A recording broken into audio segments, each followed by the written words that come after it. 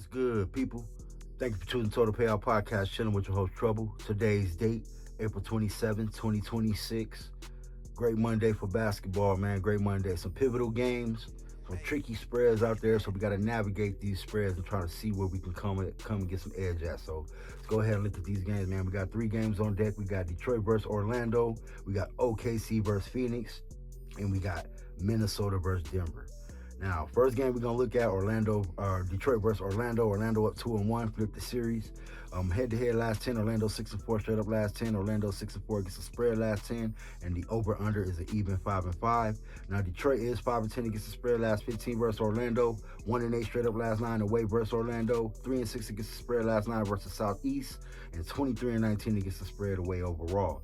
Now, Orlando is 6-3 against the spread last 9, 6-1 straight up last 7 at home, 5-1 against the spread versus Central last 6, and 22-22 against the spread at home overall. Now, my line in this game, I got a pick in this game.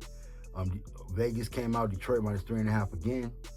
Give me those 3.5 free points with Orlando. I just think right now it's a tough matchup for Detroit. They drew the toughest matchup in the first round. I think them and Cleveland. I think both of those series. I actually think Orlando might even get Detroit, early. But if Detroit needs to wake up, Jalen Duren away from, being eliminated, maybe 4-2. I think if they get it back to Orlando, it's tough because I just don't think they match up well. They're not playing well. Their stars are not meshing well. I think the biggest thing for this is Detroit doesn't have the bench matchups that Orlando can come with. I just think that the roles, Cade Cunningham does not mesh with any of the bench players. Dennis Jenkins' role has completely switched since Cade came back. It was probably not, that lucrative before Cade went out, but you've seen his worth when Cade went out. I don't understand why the coach doesn't allow Dennis to get going and play a pivotal role in this series. He's a decent player. I watched it. He's a great bet when he got the rock. He go out there and get you rebound and assist, go over his props. He does his thing. Obviously, he won't be able to produce with a Cade Cunningham, but that's my point is that Cade needs to learn how to play off the ball. That's my knock on him right now is that he needs to learn how to play off the ball. He plays 40 minutes. And then, it's probably good 8 to 10 minutes for another point guard to do his thing. That's not enough for production. So we're judging the players off the bench, off production, but they're not able to have the production that you need because you got players like Javonte Green coming off the bench and Karis LeVert, but they're not producing, like a Duncan Robinson, but they're more athletic than a Duncan Robinson, so they're getting the minutes. I just think Dennis should be maybe the first player off the bench getting those minutes because he could produce more than just a spot-up shooter, which is all that they want Cade to have. And I get it, you know what I mean? He's a great point guard, but he gets tired at sometimes, you know what I mean? And he's never going to play with a guard his height next to him. 6'8", 6'9". He's always going to have a small guard. So that small guards need to be able to do what they do, which is produce and handle the rock and produce for others because that just is what it is.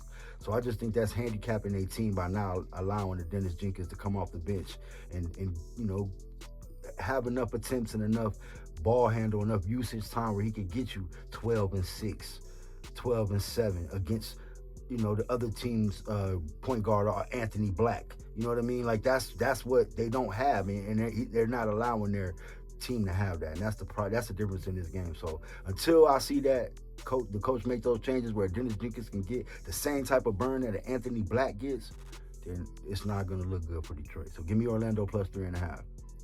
Now, second game we're handicapping, OKC versus Phoenix. Tough series right here. OKC up 3-0. Pretty much Phoenix, I ain't going to say play one good game. They covered one game, had a great fourth quarter, was down 25, and pretty much OKC took that foot off the pedal and blew the cover. But other than that, it's been OKC stepping all on Phoenix. Head-to-head last 10, 8-2 OKC, 8-2 straight up last 10. OKC 6-4 against the spread last 10, and the over is 6-4 last 10. OKC is 6-3 against the spread last 9, 10-4 against the spread last 14 versus Phoenix, 5-1 against the spread last 6 away versus Phoenix, and 21-20 against the spread away overall. Now, Phoenix is 3-9 against the spread last 12, 1-4 against the spread last 5 at home, but they're 24-20 against the spread at home overall. Now, my personal line got OKC again, -5. Vegas came out, OKC -10.5, so they did move 1.5 point. Now, my pick in this game, I'm going to go ahead and roll with OKC. I just think Devin Booker not showing up for Phoenix is a big tell in this game, man. It's gonna be tough for Phoenix to compete with Devin Booker struggling the way he's struggling. OKC is taunting him every which way. All the guards are guarding him. Everybody's having their turn. Everybody's having their way. Pause. They're all stealing full court dunking on him, taunting him, and I just think he ain't got the want to be Mamba in him no more. He don't got it. I think it's over with. Not as far as him being a great player, but he's not the upper echelon. He's not the second tier. He's falling. He's on his down spiral right now, man. You can see it in real time. The athleticism is not there. He's not able to get to his spots quicker than the defense. The defense is able to get to it, close. And I just watched the defense just from behind block his shot on shots that I watched Devin Booker pull up mid range. Wallace came from behind, blocked it, and then it was like he was in his face the way he blocked it. He was able to recover and block his shot from the side, but it was like he was in front of him. That's how much athleticism either Devin Booker has lost, or I'm sleep on Wallace athleticism. But which way you slice it, Devin Booker got too many players to contend with, and I just don't think that he has enough shot creators to create for everyone else. Because obviously, Jalen Green can get his shot. We know Devin Booker can get his shot, and we know Dylan Brooks can get his shot, but they're not looking for nobody else when they're doing that. You're expecting the other players to create for everyone else, and that's just not what they can do. So I just don't think Phoenix has it in them to cover a spread. I don't think they're meshing. I just think they want to get the season over with. It's the last game of the season. Their fans luckily get to have the last game of the season at home. Book it. It's over with. Phoenix, OKC minus 10.5. Now, the final game we're going to handicap, man, is going to be Minnesota versus Denver. This is a tricky game right here. Some frugal, fragile injuries happened to Minnesota last game, even though they pulled it out, which is an indictment on Denver more than anything. I think that was a game to steal from Minnesota, if anything. No matter what you were going through, that was a game to steal. DiVincenzo goes out, torn ACL first 2 minutes of the game. Then you get Anna on first half, and you still lose that game. You give up 40 points to Io. I don't know what to say, man. Then they got the nerves.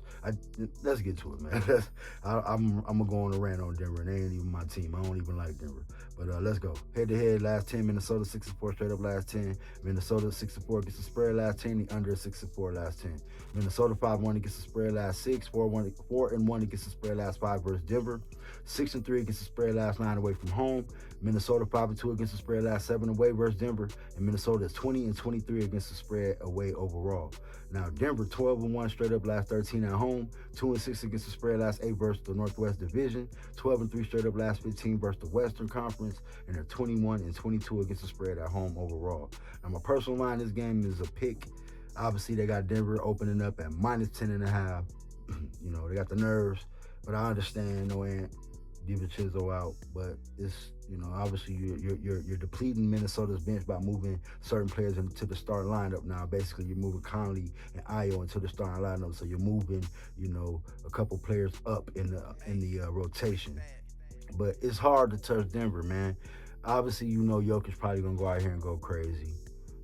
Probably because I ain't gonna even say that because Rudy not out, so I can't even say he gonna go crazy because it ain't like Rudy Gobert out. It's just tough. Maybe you could say Jamal Murray gonna go crazy. I say the person with the target on their back is Jaden Daniels because he talked a lot and he put a target on his team back. And the basketball guys kind of put the target on his back. If you saying the basketball guys put, you call them the FBI. They put a warrant out on Jaden Daniels by taking out Ant Edwards and DiVincenzo a game after he pretty much called out Denver. Defense, the whole team, they suck, all that. Then the next game, your best player and your all utility player behind him get hurt. So for the season, pretty much this and next season. So if you tell me it's a player that got an indictment on their back to go off for 30 plus, it's Jaden McDaniels. And I would probably sprinkle some money on his on his player prop over, just because they don't have defense, and if it's anybody going to get them shots and that's going to have an indictment for them to get them, it's going to be him and Julius Randle. I expect both of them players to go out there and have an ultimate usage rate. And Io, all three of them over. I might go ahead and go back to the drawing board and look at that and try to put something together because I just think they don't have anything else. I'm not saying that's not nothing, but even to go harder than that, they got Nas. They got a decent amount of players that I think compete with Denver because Denver don't have a bench, period. So Unless Jokic going off for 50 plus against Rudy and we ain't seeing it, I ain't seeing it at least.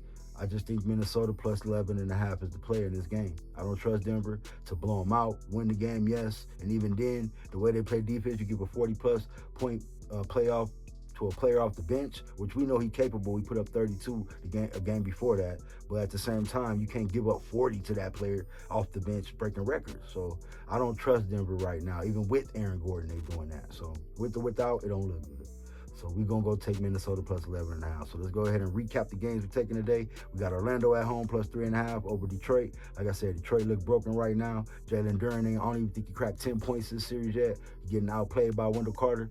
I think Wendell Carter got another good game in him. I don't know if Jalen Duren is up for the task right now. They just look broke. The bench ain't playing good. They're not being allowed to spread their wings.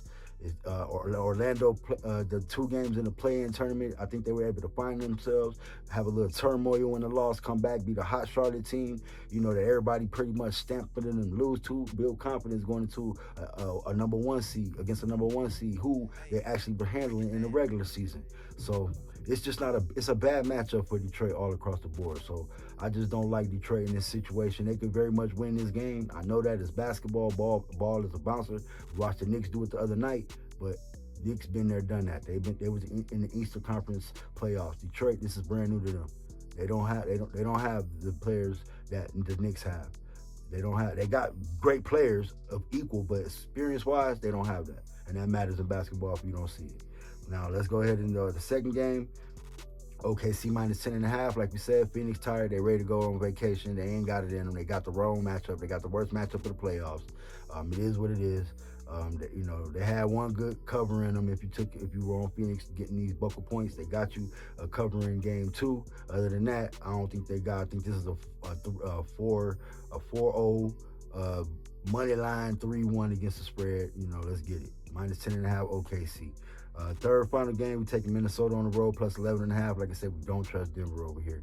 I don't care if they win the game. If they can blow them out, I will not be surprised. But I'm not putting my money on Denver minus 10.5. After this same lineup, you just lost to the same team that you're getting 10.5 points by when you had a whole half to beat this same squad, albeit in their building. Denver was in their building, but you were up in that game and you should have beat them.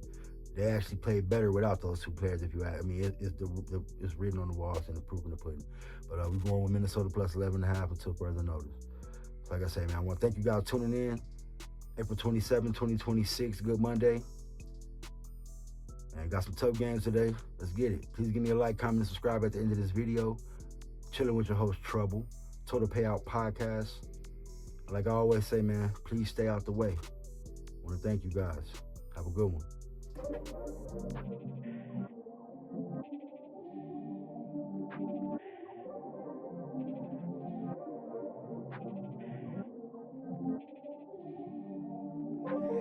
Hey, Rick and Thad.